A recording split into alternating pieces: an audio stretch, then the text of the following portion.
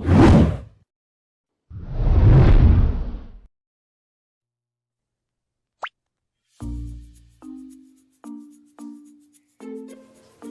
Everyone, आज हम लोग डिस्कस करेंगे कंपोजिशन ऑफ ट्रू फंक्शंस। तो अगर हमारे पास दो फंक्शंस हमें गिवन है f एंड g, तो उनके हमारे पास दो तरीके के कंपोजिशन पॉसिबल होते हैं। एक होता है f कंपोजिशन g और दूसरा होता है g कंपोजिशन f। तो इसका मतलब ये हुआ कि अगर दो फंक्शन f और g गिवन है तो हम लोग दो नए फंक्शन इन दोनों से डिफाइन कर सकते हैं, f कंपोजिशन g और g कंपोजिशन f। तो चलिए देखते हैं क्या होता है f कंपोजिशन g और g कंपोजिशन f। तो सपोज हमारे पास कोई फंक्शन हमें f दे रखा है a से लेकर b में, तो a इसका डोमेन हो गया, b इसका कोडोमेन हो गया। Now suppose another function g हमें गिवन है b से c सेट में, तो b g का डोमेन हो गया और c इसका कोडोमेन हो गया। तो हम लोग इसको अगर एरो डायग्राम से बनाएं इन दोनों के लिए, तो कैसे एरो डायग्राम हमारे पास बनेंगे देखिए। तो सबसे पहले हम लोग f के लिए एरो डायग्राम बना रहे हैं। तो f हमारा डिफाइन है a से लेकर b में। सपोज a के एलिमेंट है a1 a2 a3 a4 और जो b सेट है इसके एलिमेंट है b1 b2 b3 b4 and b5। और दूसरा जो सेट हमारा है C, उसको भी हम लोग यहाँ पे बना देते हैं, क्योंकि हमारे पास जो फंक्शन G था वो B से लेकर C में डिफाइन किया हुआ है। तो C के एलिमेंट भी आप ऐसे लेट कर सकते हैं C1 C2 C3 C4 and C5 let's say. अब हम लोग कैसे डिफाइन करते हैं, f हमारा चूंकि A से B में था, तो लेट्स से A की जो इमेज है वो B1 है, A2 की जो इमेज है वो B2 है, A3 की B3 और A4 की B4 इमेज है। सिमिलरली हम लोग B1 की इमेज C1 मानते हैं, B2 की C2, B3 की C3, B4 से C4 और B5 से C5 में हम लोग जा सकते हैं। तो आप देख रहे होंगे अगर हम लोग यहाँ पे composition of two function define कर रहे हैं, तो हमारे पास दो कंपोजिशन मैंने कहा था पॉसिबल है। इन दोनों से हम लोग दो कंपोजिशन बना सकते हैं। पहला था हमारा f कंपोजिशन g और दूसरा हमारा है g कंपोजिशन f। तो f कंपोजिशन g का मतलब होता है f एट gx और g कंपोजिशन f का मतलब होता है g एट fx। अब कुछ स्टूडेंट्स क्या करते हैं, इस f कंपोजिशन g को फॉग पढ़ रहे होते हैं और g कंपोजिशन f को गॉफ पढ़ रहे होते हैं। तो ऐसा हमें नहीं पढ़ना है, ये गलत है। एक्चुअली जो ये यहाँ पे सिंबल बना है छोटा सा, ये ओ इटालियन में ओ लिखा होता है, इसका मतलब होता है कंपोजिशन। तो इसको हम रीड करेंगे f कंपोजिशन g और इसको हम रीड करेंगे g कंपोजिशन f। अब जो एग्जांपल हमने यहाँ पे ले रखा है, इस एग्जांपल के लिए यहाँ पे कौन सी पॉसिबिलिटी होगी f कंपोजिशन g और g कंपोजिशन f हमने देखना है। तो आप देखोगे सबसे पहले f जो है a से लेकर b में जा रहा है और फिर b से c में कौन जा रहा है, g जा रहा है। तो a से लेकर c में कौन सा मैपिंग जाएगा, हमें a से c में जाना है, तो पहले हमें a से b में जाना है। तो पहले आएगा f, फिर हमें b से आएगा g। तो इसको हम लिखेंगे g composition f, right. So a से लेकर c में हमारे पास कौन सा फंक्शन डिफाइन होगा, g एट fx, मतलब कि g कंपोजिशन f। तो होप आपको g कंपोजिशन f समझ आ गया होगा। ऐसे हम लोग f कंपोजिशन g को भी डिफाइन कर सकते हैं। तो आपने देखा g कंपोजिशन f को डिफाइन करने के लिए क्या कंडीशन थी हमारी। सबसे पहले हमारे f रन करेगा a से लेकर b में, तो f की जो रेंज होगी उनके लिए फिर g जो है आगे प्रोसीड करेगा b के एलिमेंट्स को c में। तो इसका मतलब ये होगा कि g कंपोजिशन f केवल तभी डिफाइन है जब हमारे पास, आप देख रहे होंगे f का जो रेंज है वो g का डोमेन के इक्वल हो जाए। या हम लोग यूं कह सकते हैं कि g कंपोजिशन f कब डिफाइन होगा, g composition f is possible कब, जब हमारे पास देखो पहले f डिफाइन होगा फिर g। इसका मतलब ये होगा कि रेंज ऑफ f जो है वो सबसेट होगा किसका, डोमेन ऑफ g का।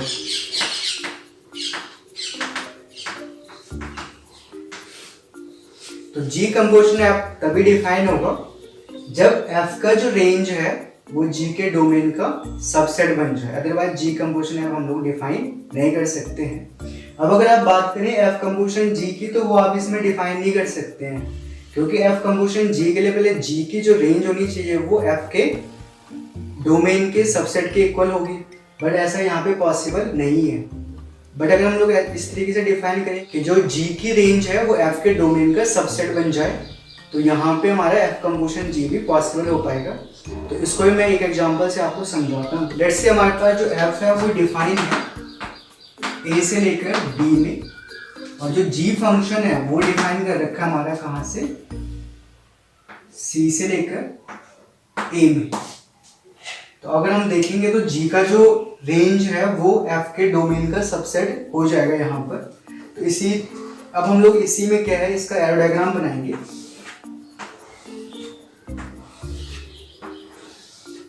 तो सबसे पहले हमारा जी फंक्शन जो है सी से ए में डिफाइन होगा। तो सी के element C1, C2, C3, C4 ले लीजिए। ए के element A1, A2, A3, A4 consider कर लो आप। तो C1 लेट्स से A1 में, C2 A2 में, C3 A3 में और C4 A4 में जा रहा है। अब A से लेकर B में जो है F फंक्शन भी आप डिफाइन कर लीजिए। लेट्स से B के एलिमेंट है B1, B2, B3, B4 and B5, और जो इसकी इमेज है A1 की वो B1 ले लीजिए, A2 की B2, A3 की B3 और A4 की B4 ले लीजिए। तो अब हमारे पास क्या हो रहा है, पहले G फंक्शन जा रहा है C से A में, और फिर जो है F फंक्शन है A से लेकर B में। इसका मतलब ये हुआ कि जो G की रेंज है वो F के डोमेन के इक्वल या उसका सबसेट बन रही है। तो अब आप C से लेकर A में कौन सा फंक्शन डिफाइन कर सकते हैं, पहले G। तो पहले आपका G है और फिर उसके बाद कौन है, F। तो G, तो ये हो जाएगा F कंपोजिशन G। इसका मतलब F एट G X। इस तरीके से आप लोग जो है F कंपोजिशन G को भी डिफाइन कर सकते हैं। तो आपको ये कंडीशन याद रखनी है कि F कंपोजिशन G कब डिफाइन होगा, F कंपोजिशन G केवल तभी डिफाइन वो F के डोमेन का सबसेट बनेगी, और G कंपोजिशन F कब डिफाइन होगा, जब F की रेंज G के डोमेन के इक्वल हो जाए। तो होप सो आप लोगों को कंपोजिशन ऑफ फंक्शन समझ आ गया होगा। अब हम लोग इस पर बेस एक और एग्जांपल लेते हैं, और ये जो एग्जांपल है एनसीईआरटी बेस्ड क्वेश्चन है। देखिए हम लोग कैसे करते हैं। लेट्स से एक फंक्शन f हमें गिवन है, fx equals to x square, और दूसरा फंक्शन gx हमें दे रखा है 2x प्लस 1। और यहाँ पे हम लोग बाय डिफॉल्ट कंसिडर करते हैं कि जो f और g डिफाइन है वो रियल नंबर के सेट से रियल नंबर के सेट में डिफाइन है। मतलब कि ये हुआ कि जो f और g के डोमेन है वो भी रियल नंबर है, और जो उनके कोडोमेन है वो भी क्या है, रियल नंबर के सेट्स है। तो अब हम लोग f कंपोजिशन g कैसे डिफाइन करेंगे। तो जैसे मैंने आपको कहा था कि f कंपोजिशन g का मतलब हुआ f एट gx। तो हम लोग क्या करेंगे, देखो जहां हमारे पास f एट x कितना था, एक्स स्क्वायर, अब x की जगह पे क्या आ गया, gx। तो हम लोग क्या करेंगे, x को रिप्लेस कर देंगे gx से। तो ये हो जाएगा, क्योंकि fx था एक्स स्क्वायर, तो f एट gx क्या हो जाएगा, gx का होल स्क्वायर, और gx की वैल्यू कितनी थी, 2x प्लस 1। तो ये 2x प्लस 1 का स्क्वायर हो जाएगा। सिमिलरली अगर आपको कहा जाए कि g कंपोजिशन f निकाले तो आप कैसे पता करेंगे, सेम प्रोसीजर फॉलो करना है। g कंपोजिशन fx का क्या मतलब हुआ, g एट fx, और g एट fx का क्या मतलब हुआ, सिंस आपने कहा कि g एट x कितना है, 2x प्लस 1, तो x की जगह पे हमारा क्या आ गया, fx। तो हम लोग यहाँ पे क्या करेंगे, 2 टाइम्स x के प्लेस पर हम लोग fx पुट करेंगे प्लस 1, और fx की वैल्यू यहाँ पे रिटर्न कर देंगे विच इज एक्स स्क्वायर। तो ये 2x स्क्वायर प्लस 1 हो जाएगा। इस तरीके से आपने f कंपोजिशन g और g कंपोजिशन f को फाइंड आउट करना है। तो ये तो सिंपल से एक एग्जांपल था एनसीईआरटी बेस्ड, ऐसे कुछ 2-3 क्वेश्चन और होंगे, आप लोग ट्राई कीजिएगा। अब हम लोग एक एग्जांपल लेंगे जो IIT JEE मेन में पूछा हुआ है। चलिए अब तो हम लोग एक कॉम्पिटिशनल क्वेश्चन ले रहे हैं। क्वेश्चन को पहले मैं रीड कर रहा हूँ, आपको समझना है कि क्वेश्चन में हमें पूछा क्या गया है और गिवन क्या है। उसके बाद हम लोग क्या करेंगे, इस क्वेश्चन को सॉल्व करेंगे। तो तो क्वेश्चन में ये लिखा हुआ है कि let f be the greatest integer function and g be the modulus function, then which of the following is true. तो 4 ऑप्शन आपको दे रखे हैं कि कौन सा जो है ऑप्शन जो है ट्रू है। अब इसमें आप देखेंगे कि नया फंक्शन डिफाइन किया हुआ है, ग्रेटेस्ट इंटीजर फंक्शन। काफी स्टूडेंट्स इस फंक्शन से जो है वाकिफ होंगे, काफी इसको अभी नहीं पढ़े होंगे, और नहीं अगर पढ़ा भी होगा तो उतना अच्छी तरीके से इसको समझा नहीं होगा। और दूसरा है मॉडुलस फंक्शन। तो आई होप सो कि मॉडुलस फंक्शन तो सभी को आता होगा। तो सबसे पहले मैं ऐसा करता हूँ कि ग्रेटेस्ट इंटीजर फंक्शन को डिफाइन करता हूँ, उसको एक्सप्लेन करता हूँ, ताकि आप लोग अच्छे से पहले इस फंक्शन को समझ जाएं, इसकी प्रॉपर्टीज को जान जाएं। उसके बाद हम लोग इस क्वेश्चन पे फिर से वापस आएंगे। देखिए स्टूडेंट, 2 टाइप के फंक्शन होते हैं, एक होता है ग्रेटेस्ट इंटीजर फंक्शन और दूसरा होता है लीस्ट इंटीजर फंक्शन। अब ग्रेटेस्ट इंटीजर फंक्शन को कई बार हम लोग फ्लोर फंक्शन भी कहते हैं, और जो लीस्ट इंटीजर फंक्शन होता है उसको हम लोग कई बार सीलिंग फंक्शन भी कहते हैं। अब सीलिंग और फ्लोर फंक्शन को क्यों कहते हैं, ये आप देखोगे इनके प्रॉपर्टीज से ही इनके नाम जो है पड़े हुए हैं। तो सबसे पहले हम लोग maximum integer function, greatest integer function को, या जिसे हम लोग कह रहे हैं फ्लोर फंक्शन, उसको समझते हैं। तो ग्रेटेस्ट इंटीजर फंक्शन मैं एक्सप्लेन करूंगा सबसे पहले।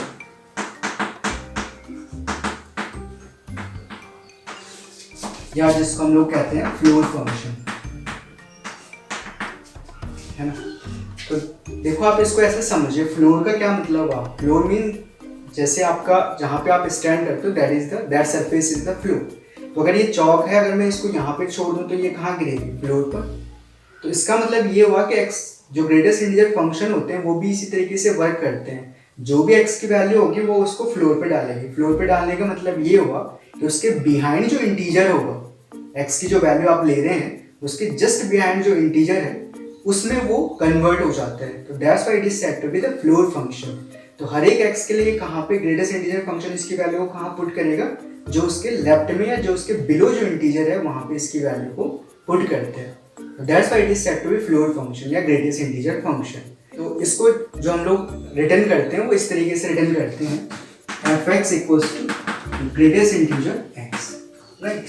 और इसकी वैल्यू हम लोग कैसे डिफाइन करेंगे, तो इसको हम लोग 2 तरीके से जो है ब्रेक करेंगे। एक तो हमारे पास जब x खुद इंटीजर होगा, और एक जब x इंटीजर नहीं होगा। x इंटीजर है तो ये एक्चुअली फ्लोर पर ही है, और अगर x इंटीजर नहीं है तो ये इसको फ्लोर पर फॉल करवा देगा। तो इट मीन्स ग्रेटेस्ट इंटीजर किस तरीके से डिफाइन होगा, x कब, जब x खुद कहाँ है, फ्लोर पर है। फ्लोर पर मीन्स जब वो खुद इंटीजर है, x इज इंटीजर।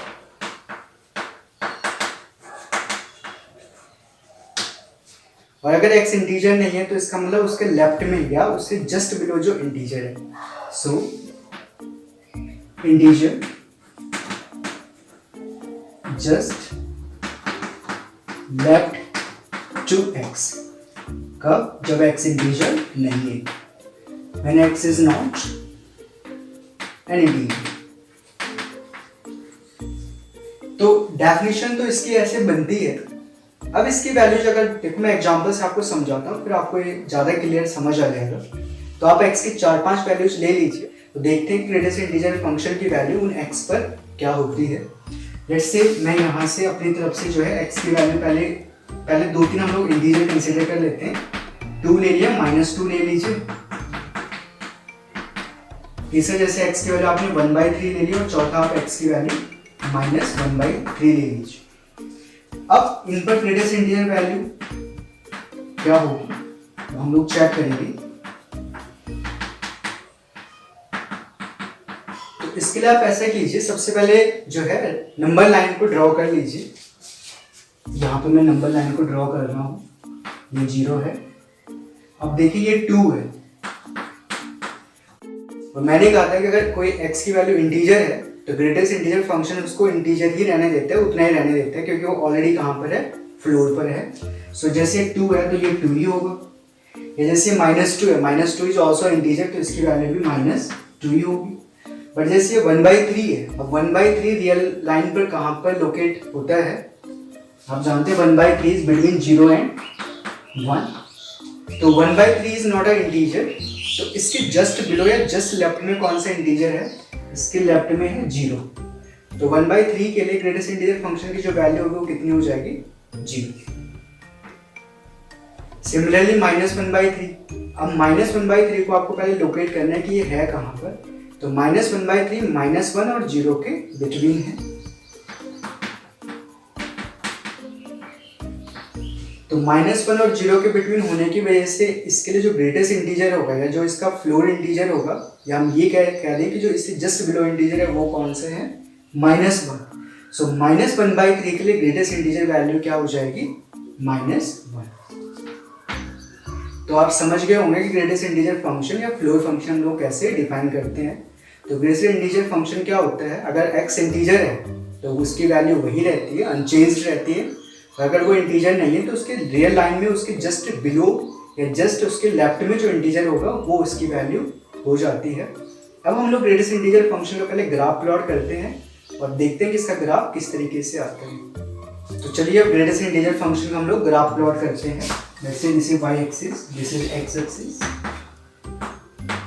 तो हम लोग यहाँ पे ड्रॉ कर सकते हैं 1 2 3 4 इस तरीके से, -1 -2 -3, और y एक्सिस पर भी यहाँ पर -1 -2 -3, positive y axis 1 2 and 3 so on.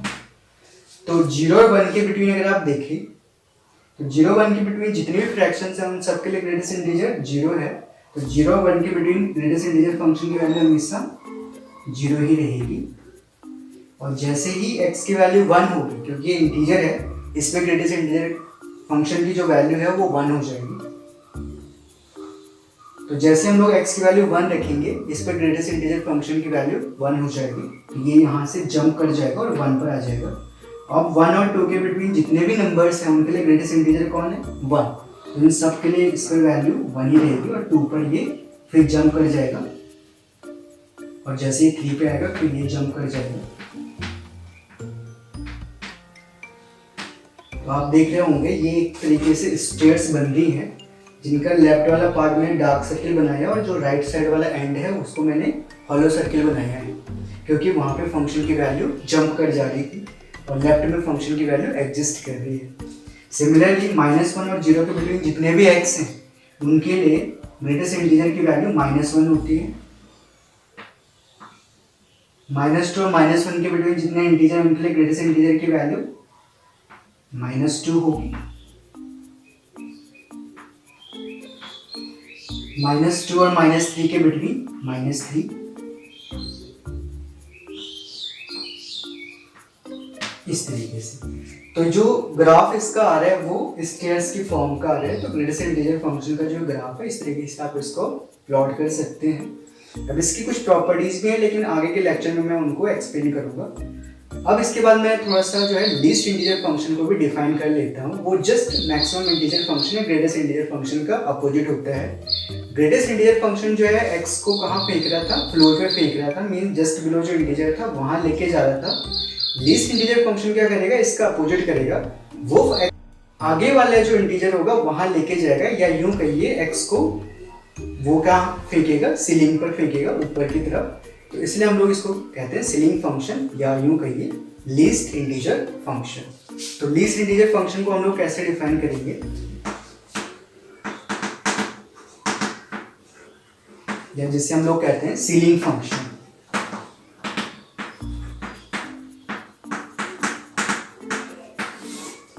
तो इसको हम लोगों ने इस तरीके से लिखना है, ऊपर से अम्ब्रेला टाइप का x के ऊपर एक अम्ब्रेला हमने ऐसे लगा रखा है। तो इसका मतलब ये हुआ कि x की बाउंड्री जो है ऊपर की तरफ है। तो इसकी वैल्यू हम लोग कैसे डिफाइन करेंगे, x खुद होगा जब x इंटीजर होगा, x इज एन इंटीजर। और अगर x इंटीजर नहीं है तो उसके जस्ट राइट में या उसके अबव जो इंटीजर है वो। तो integer just right to x is not integer। इसका मतलब ये हुआ कि जब x इंटीजर है तो लीस्ट इंटीजर फंक्शन की वैल्यू वो खुद होगा। मीन्स अगर इंटीजर x इंटीजर है तो ऑलरेडी कहाँ पर होगा, सीलिंग पर होगा। और अगर x इंटीजर नहीं है तो वो लीस्ट इंटीजर फंक्शन उसको क्या करेगा, सीलिंग पर भेज देगा। मीन्स उसके जो राइट साइड में इंटीजर है उसकी वैल्यू वो हो जाएगी। अब इसको भी हम लोग कुछ एग्जांपल या x के कुछ वैल्यूज पुट करके देखते हैं कि क्या जो है लीस्ट इंटीजर फंक्शन की वैल्यू आती है। तो जैसे मैं यहाँ पर x की वैल्यू वही ले रहा हूँ जो हमने पिछले एग्जांपल में लिए थे, 2 - 2, x की वैल्यू 1/3 और चौथा है x की वैल्यू -1/3।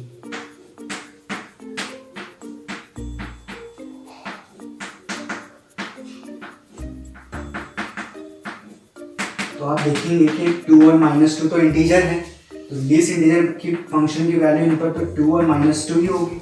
बट 1/3 को फिर आपने रियल लाइन में लोकेट करना है, तो 1/3 बस बिटवीन 0 एंड 1, जिसके लिए हमारे पास लीस्ट इंटीजर कौन सा हो जाएगा, 1। तो 1/3 के लिए लीस्ट इंटीजर फंक्शन की वैल्यू 1 हो जाएगी। नाउ -1/3 बस बिटवीन -1 एंड 0, तो लीस्ट इंटीजर फंक्शन इसको कहाँ भेजेगा, जो राइट में इंटीजर है, मीन्स राइट में इंटीजर कौन सा है, 0, जिसकी वैल्यू क्या हो जाएगी, 0। तो होप्स तो आपको लीस्ट इंटीजर फंक्शन भी समझ आ गया होगा। अब आप लोगों ने क्या करना है, इसका ग्राफ खुद से प्लॉट करने हैं, सेम प्रोसीजर फॉलो करना है जैसे हम लोगों ने ग्रेटेस्ट इंटीजर में फॉलो किया था।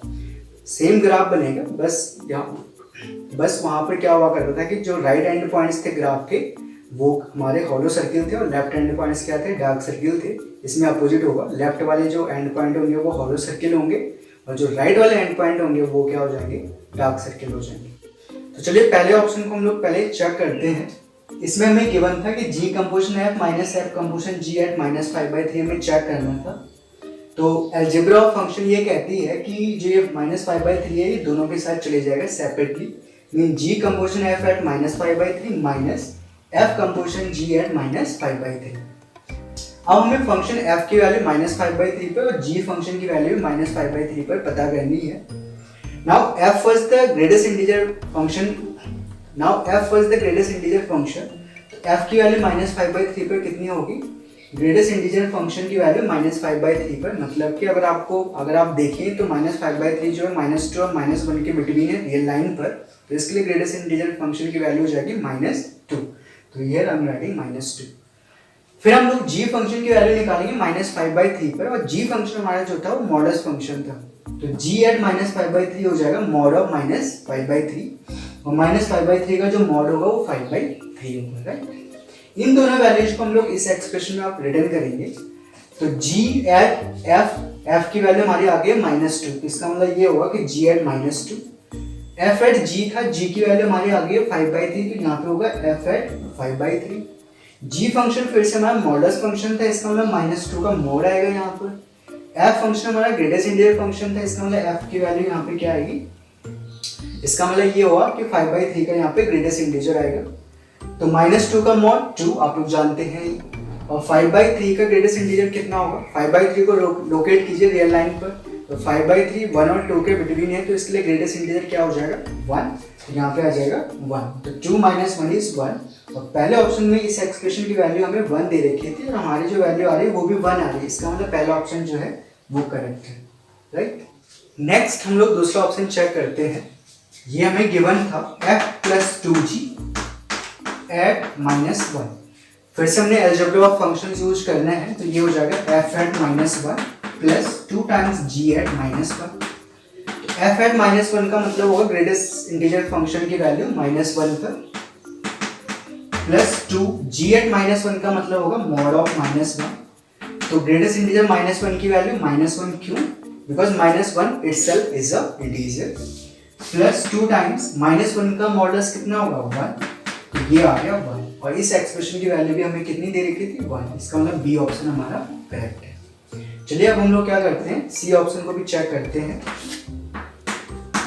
तो सी ऑप्शन में हमें गिवन था g composition f minus f composition g, तो मैं सीधे डायरेक्ट यहाँ पे लिख रहा हूँ g composition f at 5/3 minus f composition g at 5/3। तो पहले हम लोग क्या करेंगे, फंक्शन की वैल्यू 5/3 पर निकालेंगे, फिर g फंक्शन की वैल्यू 5/3 पर निकालते हैं।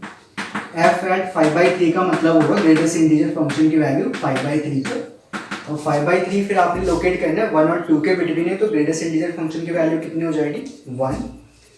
नाउ g एट 5/3 का मतलब होगा modulus of 5/3, but 5/3 itself is a positive number, तो 5/3 इसकी वैल्यू आ जाएगी। अब इन दोनों वैल्यूज को आप यहाँ पे रिटर्न कीजिए तो ये आ जाएगा g एट f, f की वैल्यू आ गई 1 तो g at 1 minus f at g, तो g की वैल्यू आ गई हमारी 5/3 तो f एट 5/3, तो ये g एट 1 का मतलब होगा mod 1 माइनस f एट 5/3 का मतलब होगा 5/3 की ग्रेटेस्ट इंटीजर वैल्यू। तो 1 का mod 1 और 5/3 की ग्रेटेस्ट इंटीजर वैल्यू कितनी थी 1, तो 1 माइनस 1 इज 0, और यहाँ पे भी कितना दे रहे 0, तो इसका मतलब ये ऑप्शन भी हमारा सही है। तो चलिए हम लोग फोर्थ ऑप्शन को भी चेक कर लेते हैं। तो fourth option was given as f plus 2g at 1, तो अलजेब्रा ऑफ फंक्शन कहते हैं कि ये हो जाएगा f at 1 and 2g at 1।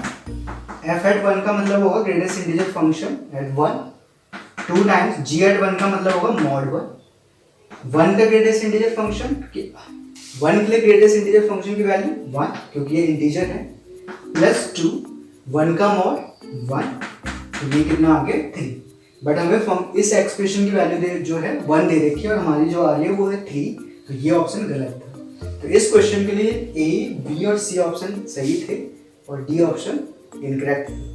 तो इस तरीके के जो क्वेश्चन आते हैं कॉम्पिटिशन में आपको उनको सॉल्व करना होता है, लेकिन आप इसको तभी सॉल्व कर पाएंगे जब आपको एफ कंपोजिशन जी और जी कंपोजिशन एफ की डेफिनेशन अच्छे से क्लियरली पता हो। नाउ नेक्स्ट हम लोग कुछ स्पेशल काइंड ऑफ फंक्शन को स्टडी करेंगे, जिसमें सबसे पहले हमारे पास आता है A1 function, odd function, periodic function, और एक फंक्शन और हमारा रह गया था फ्रैक्शन पार्ट फंक्शन, तो वो भी हम लोग स्टडी करेंगे।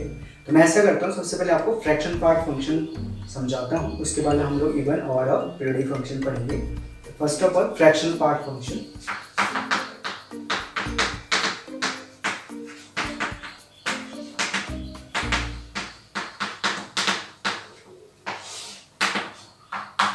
तो फ्रैक्शन पार्ट फंक्शन क्या होता है? तो ये किसी भी x के लिए उसकी जो फ्रैक्शन वैल्यू है या फ्रैक्शन जो पार्ट है x की जो फ्रैक्शन वैल्यू होगी उसको एक्सट्रैक्ट कर लेते हैं। That's why it is said to be fraction part function. तो इसको हम लोग कैसे डिफाइन करेंगे? इसको हम लोग कर्ली ब्रैकेट में लिखते हैं equals to fraction value of x।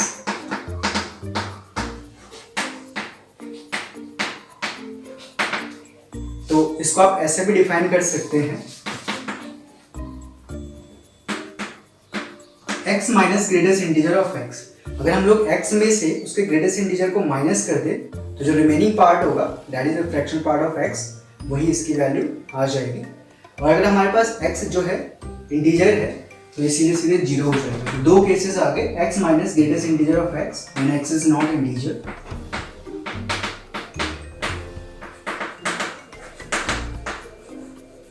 और दूसरा आ गया 0 व्हेन x इज इंटीजर।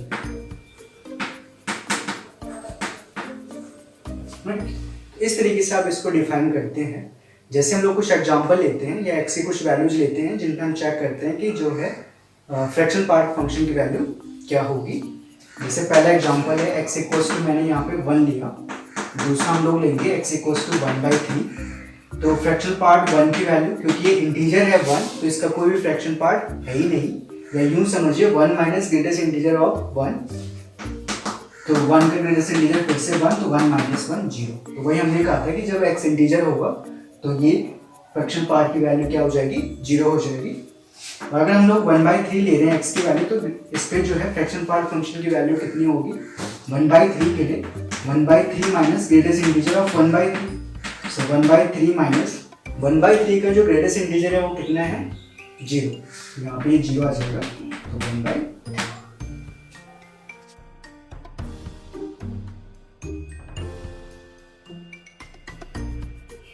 चलिए अब हम लोग फ्रैक्शन पार्ट फंक्शन के लिए उसका ग्राफ प्लॉट करते हैं। तो किस तरीके से इसका ग्राफ बनेगा,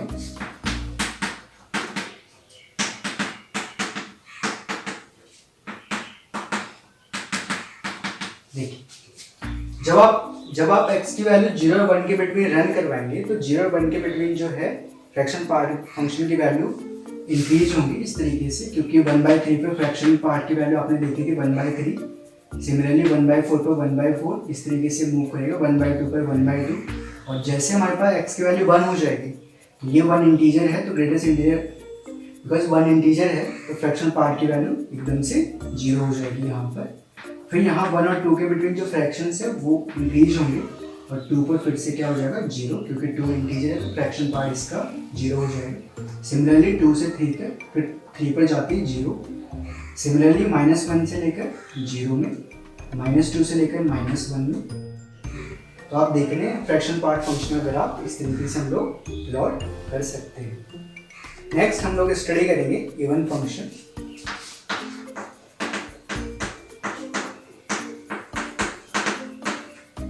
तो सिंपली हम लोग इवन फंक्शन की डेफिनेशन ऐसे देते हैं, अगर हम लोग क्या करें फंक्शन की वैल्यू x को निगेटिव कर दें तो फंक्शन की वैल्यू चेंज नहीं होती है, वो fx के इक्वल होती है। तो ऐसे फंक्शन को हम लोग कहते हैं इवन फंक्शन। अधिकतर ऐसे फंक्शन में क्या होता है, अगर ये पॉलिनोमियल टाइप के हैं तो इनमें x की जो है हमेशा इवन पावर अकर करेंगे, ऑड पावर नहीं। तो जैसे आप लोगों ने देखा होगा, अगर आप ऐसा कंसिडर करें fx को x² मान के चलें, या fx को आप ले लीजिए x⁴ प्लस 2x², आप देखोगे f एट माइनस एक्स क्या होगा, वापस x² f माइनस एक्स भी यहाँ पे क्या होगा x⁴ plus 2x²। Mean function की जो वैल्यू है उसमें कोई चेंज नहीं होता है, अगर आप x को -x भी कर रहे हैं तो इस टाइप के फंक्शन को हम लोग कहते हैं इवन फंक्शन। ऐसे आपने देखा होगा जैसे cos x है आपके पास, तो अगर आप cos x में क्या करें x को -x कर लें,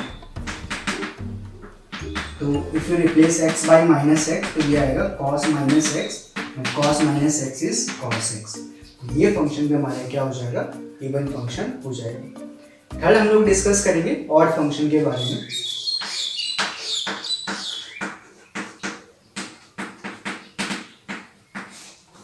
तो ऑड फंक्शन इनके जस्ट अपोजिट होते हैं। अगर हम लोग x को रिप्लेस कर दें फंक्शन में -x से तो फंक्शन की वैल्यू नेगेटिव हो जाती है। मींस f एट -x किसके इक्वल होगा, -f(f(x)। ऐसे फंक्शन में अधिकतर क्या होता है, अगर ये पॉलिनोमियल टाइप के हैं तो इनमें x की वैल्यू और पावर से अकर करती है। और अगर आप ट्रिग्नोमेट्रिक फंक्शन को देखें तो sin x, tan x हुआ, cot x हुआ या cosec x हुआ, ये क्या है और फंक्शंस हैं। तो लेट्स से एक एग्जांपल मैं आपको देता हूँ। f(x) इक्वल जैसे x³ है, तो अगर आप इसमें x को रिप्लेस कर दें -x से, यह आ जाएगा -x³ मीन्स -f(f(x)। ऐसे फंक्शन को हम लोग क्या कहते हैं, ऑड फंक्शन हम लोग इनको कहते हैं। चौथा हमारे पास आता है periodic function. Fourth is periodic function. तो पीरियोडिक फंक्शन हम उन फंक्शन को कहते हैं जिनकी वैल्यू क्या होती है, इंटरवल में रिपीट होती है। जैसे हम लोग x को जंप करवा दें किसी वैल्यू से, x में कुछ चेंज करवा दें x + t लेट से, तो फंक्शन की वैल्यू वापस रिपीट होना शुरू हो जाती है। मीन्स हम लोग ऐसा लिखते हैं f एट x + t जो है वापस किसके इक्वल हो जाएगा, f(x) की। तो x में जो हम t ऐड करें तो फंक्शन की वैल्यू जो है f(x) वापस आ रही है। तो हम लोग कहते हैं कि फंक्शन जो है पीरियोडिक है, रिपीट हो रहा है मतलब। तो ऐसे केसेस में जो t हमने लिया था ये क्या हो जाता है, जिसे हम कहते हैं फंक्शन का पीरियड। तो t is period of function. तो जितने भी ट्रिग्नोमेट्रिक फंक्शन आप लोगों ने स्टडी किए हैं वो सारे के सारे क्या थे, पीरियोडिक फंक्शन थे। जैसे आप लोग देखें, अगर आप sin x की बात करें तो sin x में हमारे पास हमें पता है कि sin आप देखोगे 2π + x अगर आप करते हैं तो ये वापस sin x के इक्वल आता है। या आप cos x की बात करें तो cos 2π + x भी क्या होगा, वापस cos x ही आएगा। या आप tan की बात करें तो tan π + x अगर आप देखें तो ये कितना आ रहा है, वापस tan x आ रहा है। तो sin x 2π के बाद रिपीट हो रहा है, इसका मतलब इसका जो पीरियड है वो हो जाएगा 2π। cos x का जो पीरियड है वो भी 2π, और tan x का जो पीरियड है वो कितना आ जाएगा, पाई हो जाएगा। दैट्स व्हाई हम लोग ट्रिग्नोमेट्रिक फंक्शन को कई बार जो है पीरियोडिक फंक्शन के नाम से भी जानते हैं, क्योंकि जो सारे ट्रिग्नोमेट्रिक फंक्शन है वो पीरियोडिक हैं, वो अपने आप को क्या करते हैं, रिपीट करते हैं। तो होप सो स्टूडेंट्स आपको ये सारे फंक्शन समझ आ गए होंगे। अगर आप लोगों को कुछ डाउट है तो आप मुझे कमेंट में नीचे लिखिए। अगर आप लोगों को इस टॉपिक से रिलेटेड और अधिक क्वेश्चन सॉल्व करने हैं और आप चाहते हैं कि हमें प्रैक्टिस सेट हमें प्रोवाइड किए जाएं तो आप लोग मुझसे टेलीग्राम पे जुड़िए। मैंने नीचे डिस्क्रिप्शन पे जो है अपना टेलीग्राम एड्रेस आपको दे रखा है, आप उस पर मुझसे जुड़िए। वहाँ पे मैं आपको PDF असाइनमेंट जो है सेंड कर सकता हूँ। चलिए आप लोग हम लोग नेक्स्ट लेक्चर में मिलते हैं। Thank you.